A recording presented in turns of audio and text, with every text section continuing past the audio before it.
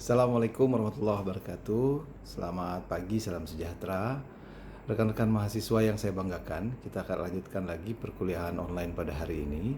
Dan hari ini kita akan kuliah hukum acara peradilan tata usaha negara. Saudara-saudara sekalian, menindaklanjuti pertemuan sebelumnya, Anda sudah tahu apa itu hukum acara peradilan tata usaha negara. Sekarang saya akan melangkah ke materi berikutnya, yakni subjek sengketa tata usaha negara.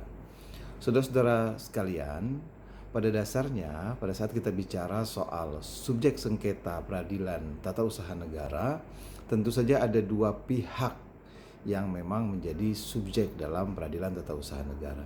Yang pertama adalah penggugat dan yang kedua adalah tergugat. Saudara-saudara, ada hal yang unik pada saat kita bicara subjek hukum acara peradilan tata usaha negara. Karena untuk tergugat dalam subjek hukum peradilan tata usaha negara itu hanya badan tata usaha negara atau badan atau pejabat tata usaha negara. Nah, saudara-saudara, ini yang unik dari hukum acara peradilan tata usaha negara. Karena kalau kita bicara hukum acara perdata misalnya, maka subjek tergugatnya itu bisa siapa saja, bisa orang, bisa badan hukum. Tapi dalam hukum acara peradilan tata usaha negara, subjek tergugatnya pasti dan hanya pejabat atau badan tata usaha negara.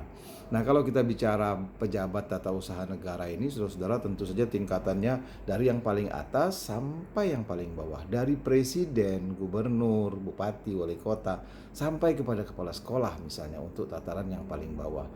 Ini yang menarik saya kira di dalam hukum acara peradilan tata usaha negara.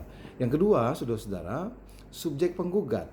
Nah, untuk penggugat dalam hukum acara peradilan tata usaha negara ini bisa orang, sekumpulan orang, bisa beberapa orang, bisa juga badan hukum perdata, bisa persekutuan perdata, bisa firma, bisa CP.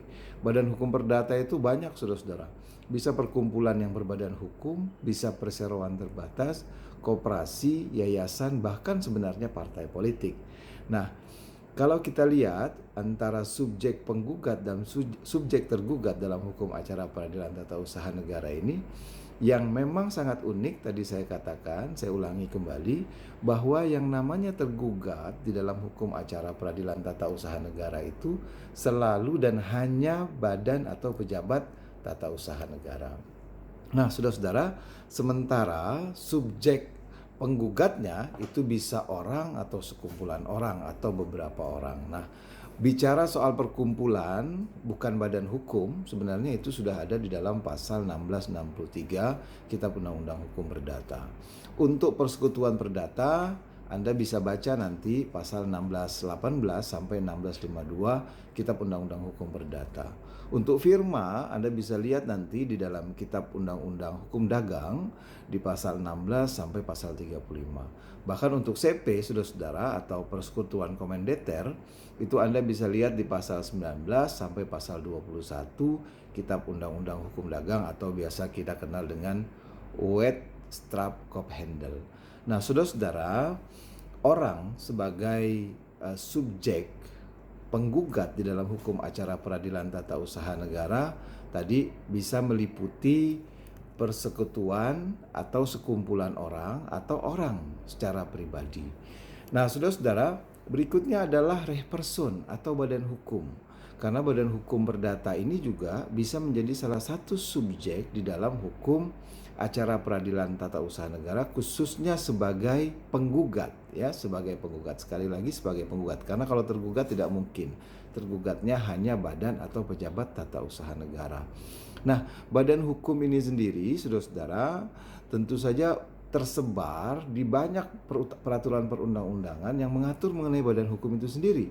Misalnya, pada saat kita bicara soal PT atau perseroan terbatas, maka kita bisa mengacu ke Undang-Undang Nomor 40, saudara-saudara, tahun 2007. Atau pada saat kita bicara koperasi misalnya, kita bisa mengacu kepada Undang-Undang 2592. Atau pada saat kita bicara soal yayasan sebagai badan hukum perdata, maka kita akan bisa melihat di dalam Undang-Undang Nomor 16. Dan bahkan, saudara-saudara, kalau kita mau bicara partai politik sebagai subjek penggugat dalam hukum acara peradilan tata usaha negara, kita juga bisa merujuk kepada undang-undang partai politik. Nah, saudara-saudara, itu subjek penggugat dalam hukum acara peradilan tata usaha negara. Bagaimana subjek tergugatnya? Tadi saya katakan subjek tergugatnya itu selalu dan hanya badan atau pejabat tun. Siapa sebenarnya badan atau pejabat tun itu? Nah, saudara-saudara, dalam ketentuan disebutkan apa dan siapa berdasarkan peraturan perundang-undangan yang berlaku yang melaksanakan suatu pemerintahan. Jadi, siapa saja yang melakukan satu urusan pemerintahan berdasarkan peraturan perundang-undangan, maka dia badan pejabat tata usaha negara. Tapi saudara-saudara, tidak hanya melakukan suatu pemerintahan, tapi dia juga mengeluarkan keputusan berdasarkan kewenangan yang ada padanya. Sehingga saudara-saudara, badan atau pejabat tata usaha negara yang mengeluarkan satu keputusan berdasarkan kewenangannya, dan memang kewenangannya itu bisa kita lihat apakah dia bersifat atributif atau dia bersifat delegasi atau bahkan dia mandat. Sepanjang ada kewenangan, maka saudara-saudara, maka itu bisa menjadi potensi yang disebut sebagai badan atau pejabat yang mengeluarkan keputusan tata usaha negara, di mana KTUN itu merupakan objek sengketa dalam peradilan tata usaha negara. Nah, kalau tadi saya sudah sempat menyinggung misalnya kewenangan yang diperoleh oleh badan atau pejabat tata usaha negara. Nah, saudara-saudara, pada dasarnya kewenangan yang diperoleh badan atau pejabat tata usaha negara itu meliputi 3. Ada atributif, ada delegatif, dan ada mandat. Saudara-saudara, apa yang dimaksud dengan atributif? Atributif itu adalah kewenangan yang diperoleh dari perundang-undangan. Jadi dalam hal ini pada saat kita bicara subjek tergugatnya, yang digugat adalah badan atau pejabat tun yang disebutkan dalam peraturan perundang-undangan tersebut. Kenapa? Karena memang kewenangannya diperoleh dari atributif tadi, yang mana sumbernya adalah peraturan perundang-undangan. Yang kedua, delegasi. Nah, saudara-saudara, delegasi ini maknanya adalah pelimpahan wewenang yang berlaku sekali dan seterusnya. Delegan tidak mencampuri tugas delegendaris. Dan dalam hal ini yang digugat adalah tentu saja delegatarisnya yang bisa digugat. Nah, yang ketiga, saudara-saudara, mandat. Untuk mandat ini ada hal yang penting sebenarnya. Terkait dengan mandat, hal yang penting adalah mengizinkan wewenang yang dijalankan oleh pihak lain untuk berlaku sementara waktu. Jadi pada saat ada mandat yang diberikan, itu artinya pejabat tata usaha negara yang memiliki kewenangan itu memberikan izin kepada orang yang diberikan mandat untuk menjalankan kewenangan tersebut dan hanya berlaku sementara waktu. Nah, saudara-saudara, karena dia hanya terkait sementara waktu, maka si pemberi mandat atau mandans, biasanya disebut begitu, itu berwenang untuk mencampuri tugas mandataris. Mandataris itu orang yang diberikan mandat tadi. Sehingga dalam konteks ini, maka yang digugat dalam hukum acara peradilan tata usaha negara sebagai tergugatnya adalah mandansnya atau orang yang memiliki kewenangannya tadi, bukan si mandatarisnya. Itu saya kira, saudara-saudara, sebagai pemahaman awal bahwa dalam memahami hukum acara peradilan tata usaha negara itu ada hal yang unik, terutama menyangkut tergugatnya.